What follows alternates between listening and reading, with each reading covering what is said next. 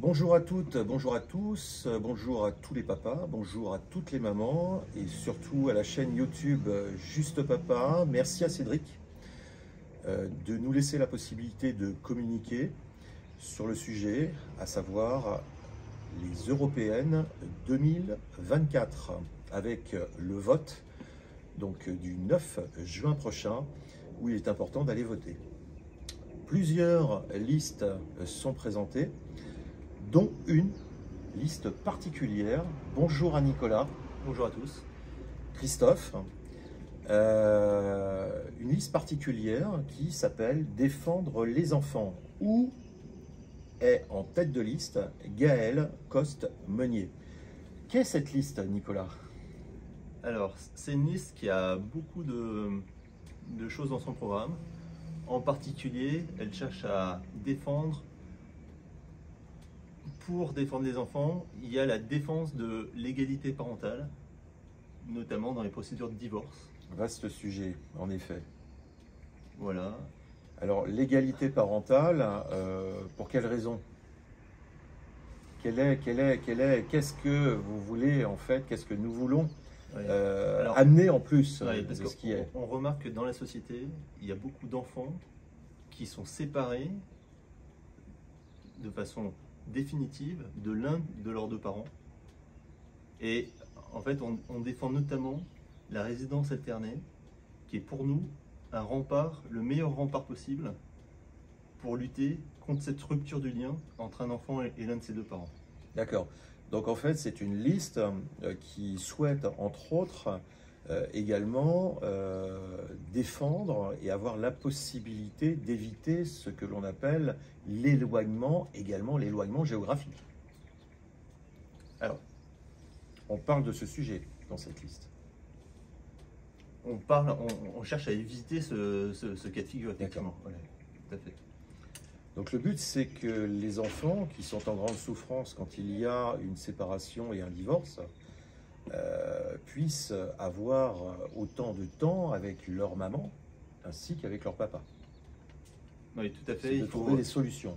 L'idée, c'est d'essayer de faire en sorte que les parents établissent un cadre apaisé avec l'enfant.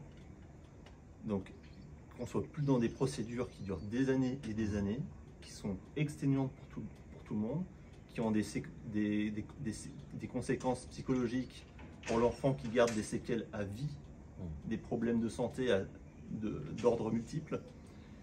Et qui durent dans le temps en plus, des années et des années, des procédures juridiques. Oui, mais les séquelles, elles durent à vie en fait. Bien sûr. Avec une diminution de l'espérance de vie de 20 ans. C'est énorme. Pour ça, dans certains cas.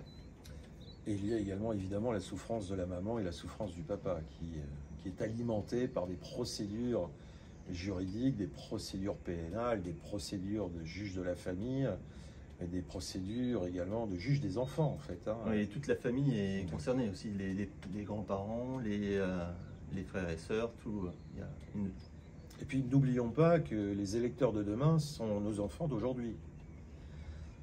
Donc il est important quand même de les protéger plus qu'ils ne le sont aujourd'hui par des lois qui sont toujours très très vieilles, où rien n'a changé depuis plus de 50 ans. C'est également une liste pour une lutte efficace contre toutes les violences dont sont victimes les enfants.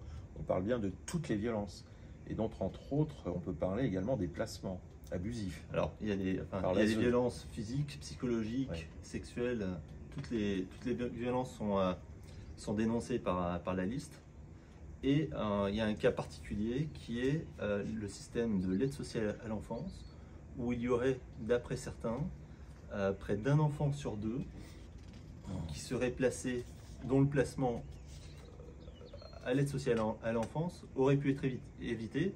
Et donc, dans ces cas-là, on retire un enfant qui a deux parents, de ses deux parents, et on le place au coût de la société. Donc il y a un système qui est complètement défaillant et sans doute avec des intérêts financiers de gens qui s'occupent pour un budget de 9 milliards d'euros des enfants de parents qui auraient pu s'occuper, dans un cas sur deux, a priori, de leurs enfants. 9 milliards d'euros.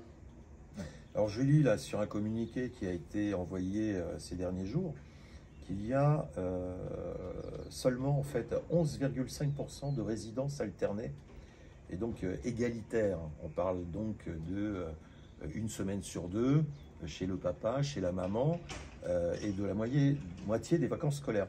Je lis également donc 90 000 placements abusifs par les ASE, AEMO et autres. Et donc via le juge des enfants, puisque les services sociaux font des rapports auprès du juge des enfants et c'est le juge des enfants qui prend la décision de placer, entre autres, les enfants dans certaines familles. Oui, avec des délais au niveau des procédures qui sont dingues, où les gens attendent des mois parce qu'on a dans la liste des candidates qui sont concernées par ce problème. Et les parents attendent des mois et des mois l'étape suivante de la procédure et ils sont pas écoutés, on leur répond pas, on leur répond dans des délais qui sont extrêmement longs, alors que leur enfant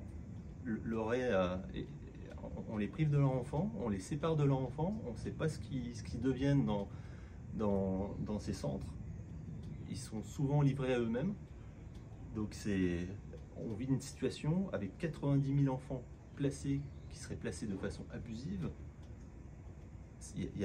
On peut se dire que c'est le moment en fait pour que les politiques prennent conscience du problème et prennent ce problème en compte. Voilà, c'est un sujet important que les politiques prennent conscience justement qu'il faut changer certaines choses. Je te laisse développer sur ce sujet. Et du coup, en fait, l'idée de cette liste, c'est simplement de rendre le sujet public pour que les gens puissent voter et qu'on se rende compte, en fait, qu'il y a beaucoup de gens qui sont concernés et qui soutiennent cette cause de l'amélioration des procédures de divorce, de l'amélioration du système de l'aide sociale à l'enfance.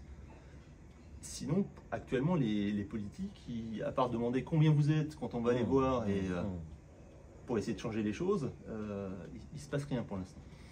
C'est un vrai sujet, hein, puisque nos enfants d'aujourd'hui, en effet, c'est la France de demain. Hein, c'est eux qui voteront et les citoyens de demain aussi. Et on ne parle pas de tous les stigmates qu'ils vivent, que nous vivons aussi, nous, en tant que parents, puisque nous sommes tous les deux également, nous avons subi et nous subissons encore l'impossibilité de pouvoir voir nos enfants et que nos enfants puissent nous voir. Oui, alors, surtout dans ton cas, oui.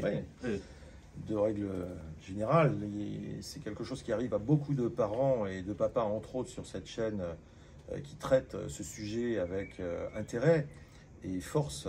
Merci à Cédric, entre autres, de nous donner donc la possibilité de communiquer sur cette liste. Je rappelle, donc, Défendre les enfants, liste qui est représentée par Gaël Coste-Meunier. Un site internet, je te laisse donner le site internet. Alors il y a plusieurs choses en fait. Comme c'est une liste qui n'a pas de budget ou très peu de budget, par mesure de sécurité, il vaut mieux imprimer son bulletin avant d'aller voter. Donc vous avez le QR code que je vous présente et on vous incite en fait à parler de cette liste dans votre entourage parce que on se rend compte qu'il y a quand même beaucoup de gens autour de soi qui sont concernés par ces problèmes. Donc, pour les impliquer, vous avez la possibilité d'aller sur le site internet défendrelesenfants.eu et là, vous trouvez dans la première page un document PDF que vous pouvez télécharger et communiquer à votre entourage pour les sensibiliser et les inciter, pour certains, ceux qui sont concernés en particulier, pour voter pour cette liste Défendre les enfants. Très bien, Nicolas. Donc je répète pour le site internet, donc c'est défendre-du-6, les-du-6, enfant au pluriel, .eu. Défendre-les-enfant.eu. Vous avez également la charte, les points essentiels que nous n'avons pas pu développer. Le but est de vous sensibiliser et à venir voter déjà le 9 juin prochain pour les européennes 2024 pour une liste en effet très particulière, orientée principalement pour que la France se construise d'une manière beaucoup plus saine, meilleure pour nos enfants, pour qu'ils soient dans un fonctionnement beaucoup plus paisible, ainsi que de vivre en harmonie avec leur papa et leur maman. Voilà. Merci à la chaîne YouTube Juste Papa. Merci à toi, Nicolas. Merci à vous et merci pour votre soutien.